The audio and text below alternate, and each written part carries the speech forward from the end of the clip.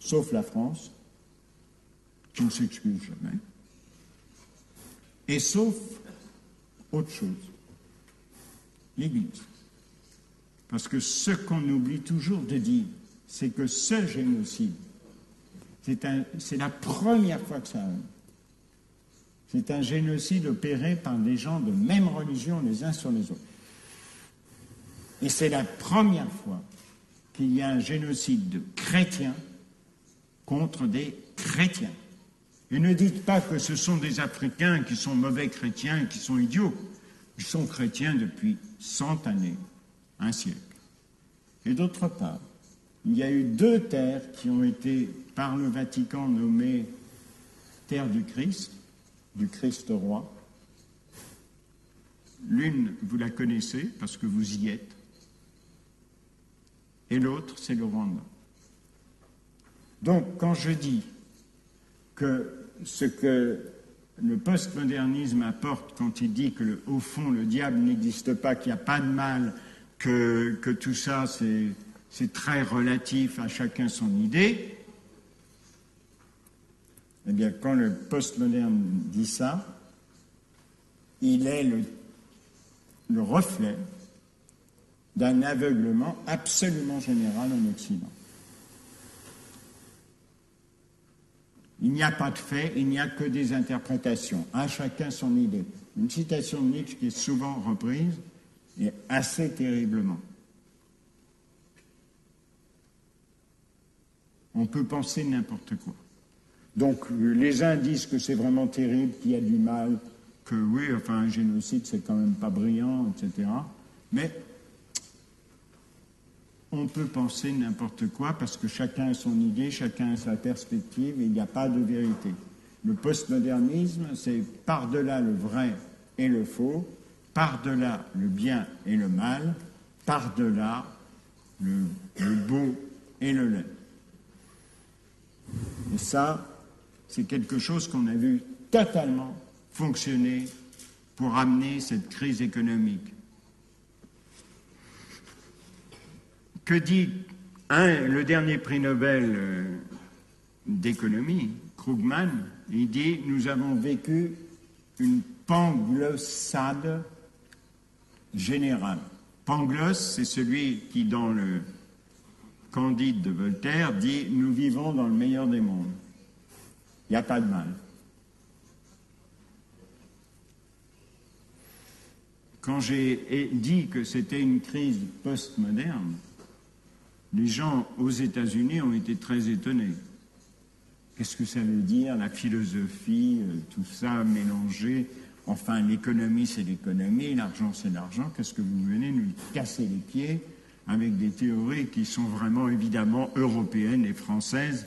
Parce que pour être aussi bête et dire qu'il y a de la philosophie dans la crise, alors qu'il n'y a que des gens qui sont avides d'argent ou des idiots, pour dire que...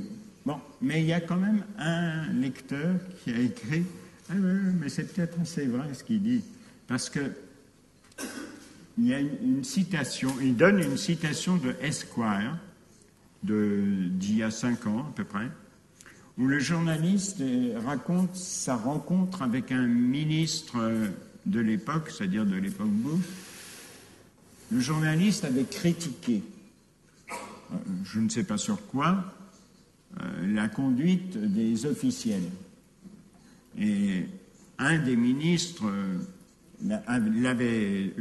avait demandé à le voir, il ne l'avait pas convoqué, il avait demandé à le voir, et lui avait expliqué, écoutez, les journalistes, ils n'arrêtent pas, c'est assez rare d'ailleurs, parce que ça c'est une idée de ceux qui ne sont pas journalistes, malheureusement c'est pas vrai, mais enfin, les journalistes n'arrêtent pas de chercher la petite bête, ils se demandent si c'est vrai, si c'est pas vrai, si c'est vrai ou si c'est faux. Mais ils n'ont pas compris qu'on a changé d'époque, les journalistes. Le monde, il est ce que nous le faisons. Alors, il n'y a pas à se demander si c'est vrai ou si c'est faux. Si nous disons que c'est vrai, c'est vrai. Et si nous disons que c'est faux, c'est faux. Donc, vous êtes d'un monde en retard. Eh bien, ce monde en avance, c'est le monde du postmodernisme. C'est le monde où vous faisiez, il y a 6 mois, engagé dans une compagnie que si vous aviez une attitude positive. C'est-à-dire plein de détermination, pas en train de douter, de vous demander, mais fonçant et allons-y, etc. Alors, il n'y a pas que les Américains, Dieu sait que les Espagnols participent, mais les Français aussi. Rappelez-vous qu'il y a une banque française qui avait rêvé de racheter Hollywood, et finalement, c'est évidemment le citoyen français qui a payé la casse. C'est le Crédit Lyonnais qui avait fait ça. Il y avait un grand chef du Crédit Lyonnais qui se prenait pour Napoléon et qui partait à la conquête de Hollywood. Mais ces chefs qui se prennent pour Napoléon, c'est absolument général. Et c'est vraiment l'esprit postmoderne. Il n'y a pas de fait, il n'y a que des interprétations. On fonce et puis après on voit.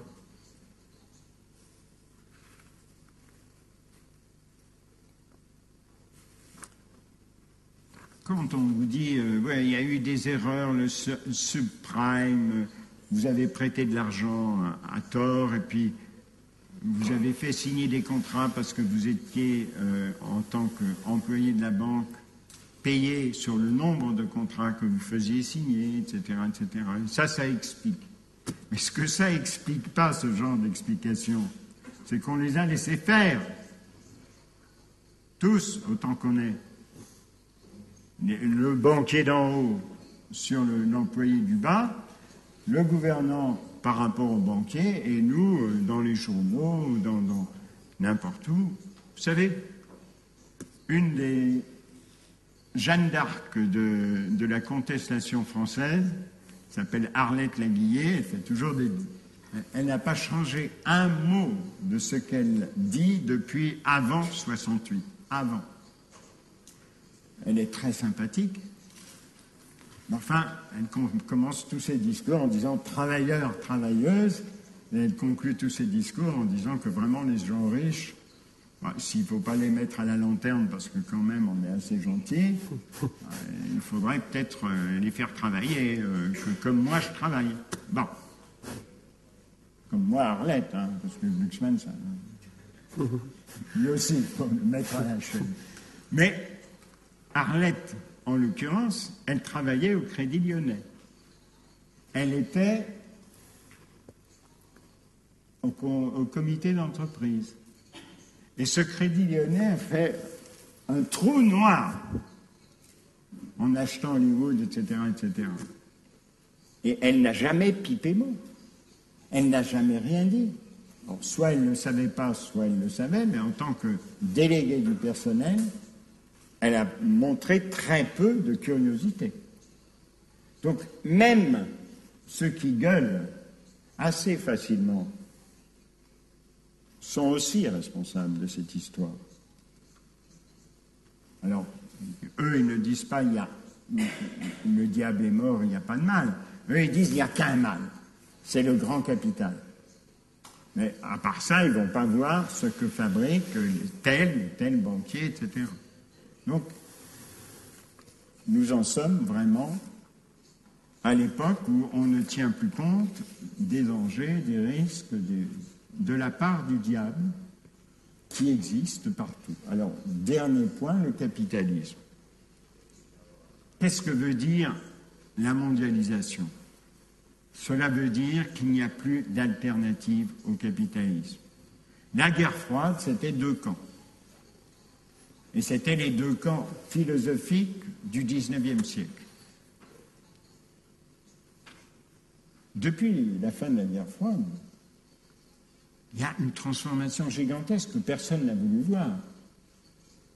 C'est en particulier Deng Xiaoping. C'est pas un idéal pour moi.